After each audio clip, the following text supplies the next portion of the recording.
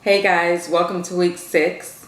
So week 6 was a week of reassurance from God. Week 6, in chapter 6, it talked about how Haman had spent the whole night building these gallows because he was going to hang Mordecai. He was ready. He was ready to get his just desserts, as you would say. He thought he was really living it up, going to these feasts with the king and with Queen Esther, and so while he spends the entire night building these gallows, the Lord awakens King Xerxes, and he just has him to where he's sleepless. So he's like, you know what? I'm going to read these logs. I have nothing better to do. And as he's reading it, he stumbles upon the account of when Mordecai had warned him about some things that was going to happen. And so he was like, man, like this guy really did something great for me, and I never even thanked him.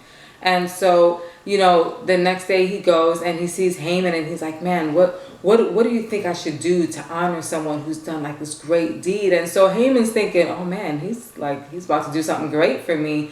So he tells him all these lavish things. I'd put him in the greatest robes. I'd put him on a horse and parade him so the whole world can see him and be honored, and honor him. And so then he's like, great, go get that guy Mordecai from the gate, the guy from the gate that helped warn me before. Get him, put him in the finest robes, and you go on ahead and take him and let people honor him. And so Haman was just mortified by it. He was horrified by it. He couldn't believe, like, man, this guy that I've been plotting against all night, now I have to sit here, me of all people, have to sit here and bring honor to him when I was trying to have him hung for not honoring me. And so it was crazy because in this time, my husband Derek and I, we just, things were starting to come together, but at the same time, we were still fighting our own feelings of just being hurt and in disbelief at how everything that was connecting us to South Carolina, everything that connected us to where we felt like we were home was just going away. I mean, people had their opinions about, as they began to find out, that we were preparing to move across the country, they had their opinions. They spoke a lot about us. Some people said some really hurtful things about us. And it was crazy because, when people start coming against you, a lot of times your natural reaction is to say, well, God, was this really your will? Because, if it was your will, why are they talking about me? But, that's exactly how the enemy works. The enemy wants you to be confused. The enemy wants you to think, maybe it's not. He wants you to question God's will when people start coming against you, especially if it's people that you respect, if it's people that you consider to be family, if it's people that you're really close with. The enemy wants to put you to where you become confused, but confusion is of the devil. Confusion is not of God. God is not a God of confusion. He is a sure God. He knows exactly what he has planned for you. And there's nothing that you need to doubt about that. And so when everything was happening, when everything was coming against, when everyone was speaking against what we were doing, God brought about reassurance, and he'll do that. When you really see God and you really tell him, Lord, I just want to do your will. I know what they're saying, it's kind of making me feel some type of way. But Lord, just let me know, continue to give me peace, continue to give me the reassurance that we're doing the right thing. And so in that time, we began to look for jobs. We had done a little bit of looking before, but one of the things that I asked God was like, Lord, going back even to the beginning of this study, Lord, I'm trying to stay in my lane. You know that I'm the one that usually makes the more money. I'm the one that usually takes control of everything. God, if this is your will, let him get a job. Let him get a stable job. I can get a job when we get there. Let him get a job. Because at that point, he didn't have stable jobs, So I was like, Lord, if this is your will, you're going to put it together. You want me to get in my lane? Then you put him in his. Let him be the man of the house that makes the money, that pays the bills, that does everything. And I will happily follow and do exactly what you want me to do. And so that's what happened. We went and we started applying for different jobs. I started helping him, when he needed help putting in applications or looking at certain things. I would send him stuff all the time. And so my husband went and he applied for a job. It was a state position in Arizona. And all this had happened, and literally within about 3 weeks, he got an email saying, hey, we'd like you to come and interview. And it was a state position. And so God had made it so that we had been in connection with literally a single couple that we knew here in the state. And we knew them literally by our church in South Carolina. And they said, hey, you have an interview, go on ahead and get you a ticket. Come, you can stay with us for a couple days. And, we'll help you get to that interview. I mean, we know the area. You've never been here. So, of course, we'll be there. Our home is open to you. And so my husband went.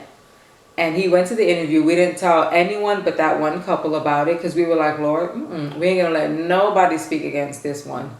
We're just going to see how this works out. And quite honestly, for me, I was like, if this is your will, if this is truly your will, then it's going to work out.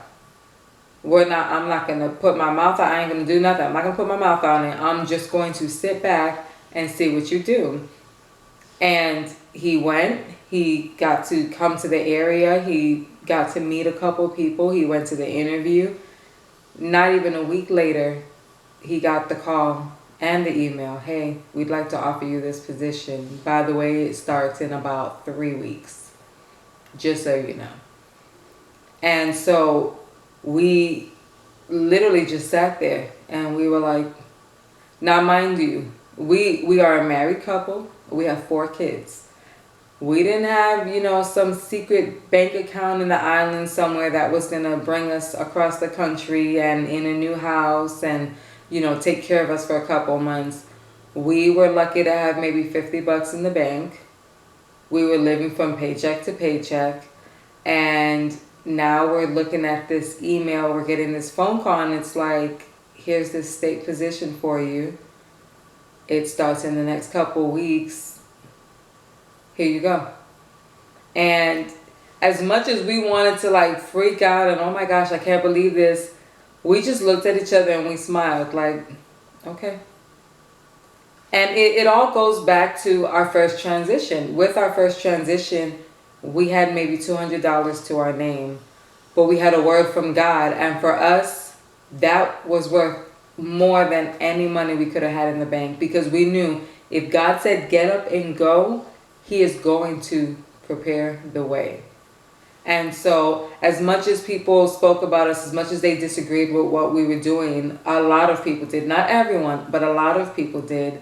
God really prepared that table in the presence of our enemies for them to sit back and really eat their words as they watched God begin to open doors that no man could have opened for us. And so that was our reassurance for that week as I read that chapter, was like, you know what? Yeah, you don't financially have everything together to get up and go. You don't have this big old plan and backup plan. All you have is a word from me and a simple yes.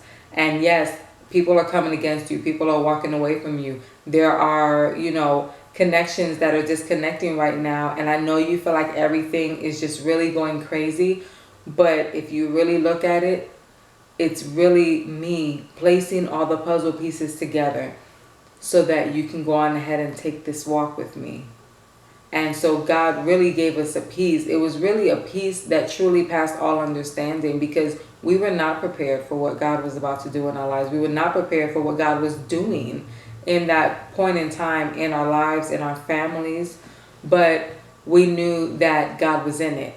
And for us, that was enough to have peace. That was enough to know, God, wherever you send us, if you send us with nothing in our pocket, no gas in our car, and say drive, we trust you enough to get into our van with our children and drive, knowing that you will prepare it.